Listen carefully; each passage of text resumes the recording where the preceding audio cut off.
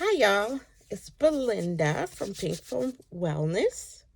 I've been gone for a while, but I've been doing a lot of other things building up to come back to this channel. Um, I have something that I wanted to share with everyone. Um, and I hope that you get from it whatever it is you need to get from it. So, 13 years ago, I was diagnosed with breast cancer. It was called invasive lobular carcinoma. And it was in my right breast. And long story short, I wasn't too worried about it prior to the diagnosis because my gynecologist said, I think it's a cyst. It seems like it's just a cyst. And so I was fine with that. And so when I found out that it was more than a cyst, I think I was more surprised. I'm like, I was only 43 and it didn't run in my family. So I had genetic testing and I did not have the BRCA gene. It wasn't in my lymph nodes. And so, but because of the location, I think it was like up top somewhere, they were not going to be able to do just a lumpectomy, because it appeared bigger than it was, than it actually was, but they can't always tell exactly what size it is going to be when they remove it. So I opted to have a double mastectomy. I was like, I don't want to be bothered with it again.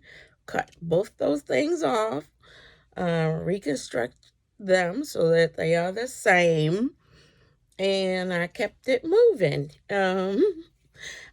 My plastic surgeon encouraged me to have reconstruction where they replaced my breast meat with the fat from my stomach.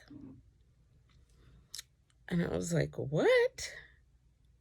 And I was like, okay, fine, but can you make them a size D? That's what I wanted, a size D. I'm getting reconstruction and I'm getting new, uplifted, young looking boobs. Make them a size D.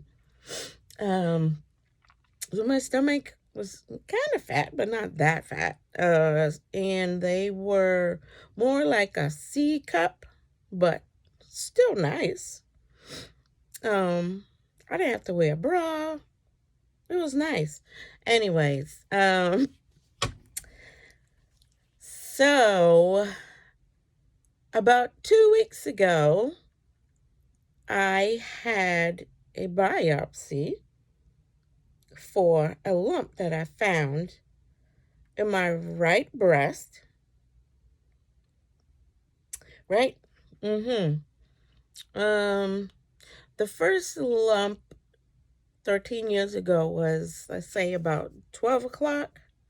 This one is about 10 o'clock. About 10 o'clock.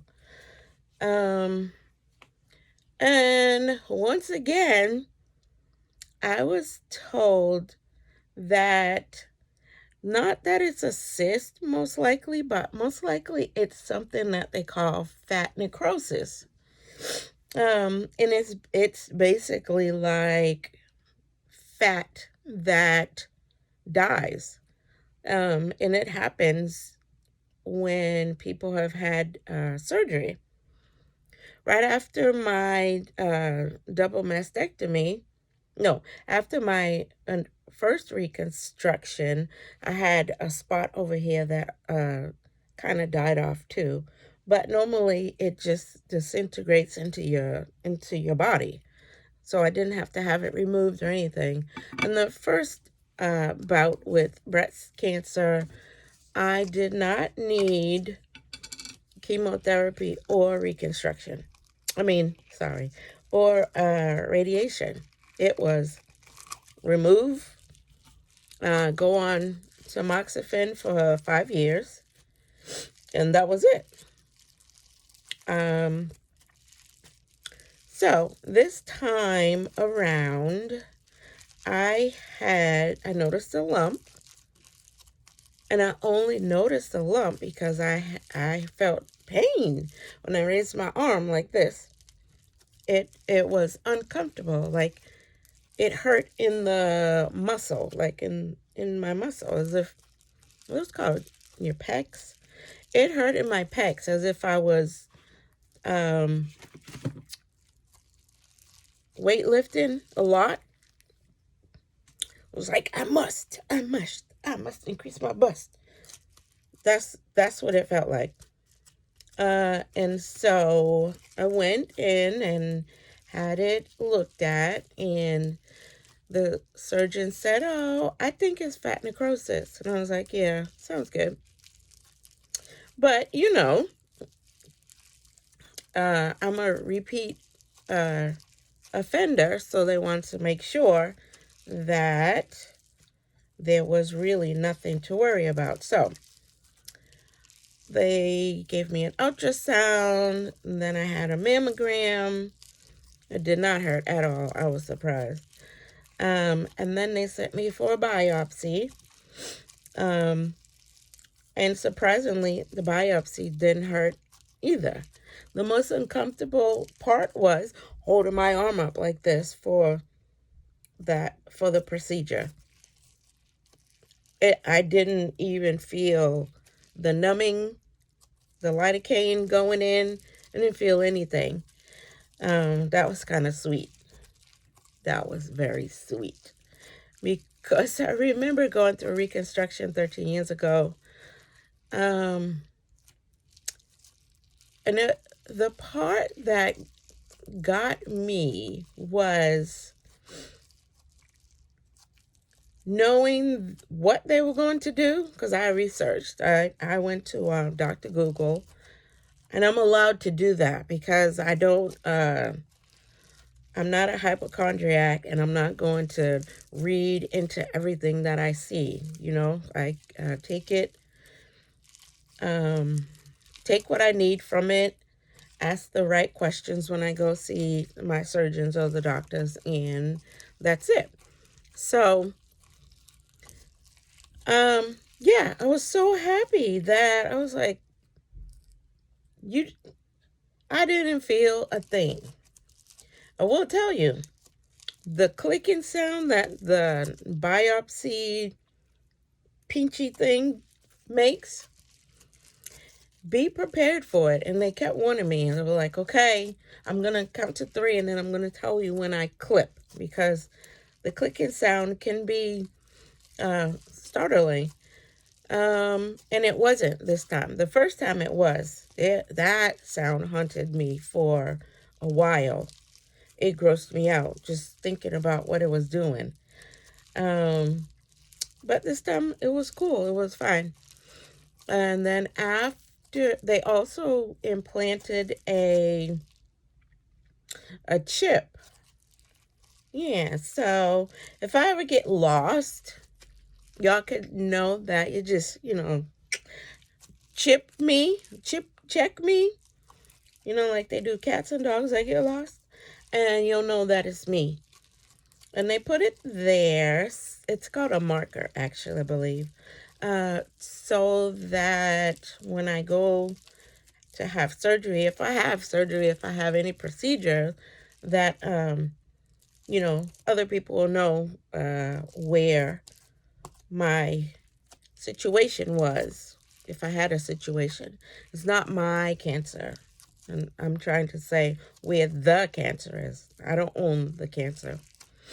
So, and then after the biopsy, and after they implanted the chip, which didn't hurt either, they took me for a mammogram, and I'm like, wait, you just cut and you gotta squish it? And I was like, oh no, because that's my fear. I'm like, I'm fine as long as it doesn't hurt. If it's going to hurt, I need to know what you're going to do and how long it's going to hurt. And that was always my thing. As long as it's not going to hurt, I'm good. I'm good. And it did not hurt. And they promised it wouldn't hurt. So that was a week ago. So this Friday, on the 23rd of February, I will be going in to have a full body scan. And I will bring you with me as much as I can. Like, you can't, unless I sneakily keep the recording on while I'm talking to the doctors and stuff, they don't want you to video that part. And I'm going to be too busy paying attention, so I don't want to be bothered with trying to do that. But, so yes, I already had a double mastectomy. And I got breast cancer again in the same breast, almost the same area, and it's the same type. It's invasive lobular carcinoma. And the fact that it says invasive does not mean that it's aggressive. I don't remember what it means, but it does not mean aggressive. And there was something else. There was a woman from YouTube, and I meant to quote her and give her credit for her very simple explanation. But I'll do that at another time. But in case you're wondering what I'm doing, this is my my stress relief slime that I made, and I keep it in a cute little container. It's my prescription. Oh, that looks fuzzy. Let me read it. It says Sensory Slime, RX number 617. That's my area code. Use slime as needed to relieve stress, relax, focus, get creative, or to not put your hands on nobody. So when you're having one of those days, when you're waiting in line somewhere, driving in traffic, or waiting in traffic, waiting for an appointment, waiting for somebody to come outside, and you're waiting in the car, waiting, pull this out. I don't know what just happened. Pull this out. Smell it. Mine smells like bubble gum. Listen to it. It's so crunchy. Taste it. No, sorry. No, you can't taste it, but it relaxes me a lot. I love it. I love it. I love it. And there was a period of time through COVID where I had this always in my bag. Sometimes I'd have two, and I would share, like ask my mom or my daughter or my aunt, because that's who I was with all the time. You want some? And we'd walk down the street together with our slime. So you can find this on my Etsy shop. I will figure out how to list the stuff in the wherever I'm supposed to list it, somewhere. I've been working on the social media stuff for a really long time, but there are some things that I just still don't know how to do. which is fine. But that is all for now. I warned my family and friends that I would be sharing this second time around. Second time around. For people who are going through it themselves, or for people who maybe know someone who's going through it, so you can be a support for them. And this could be a support for you, and we can support each other. All right? Bye, babes.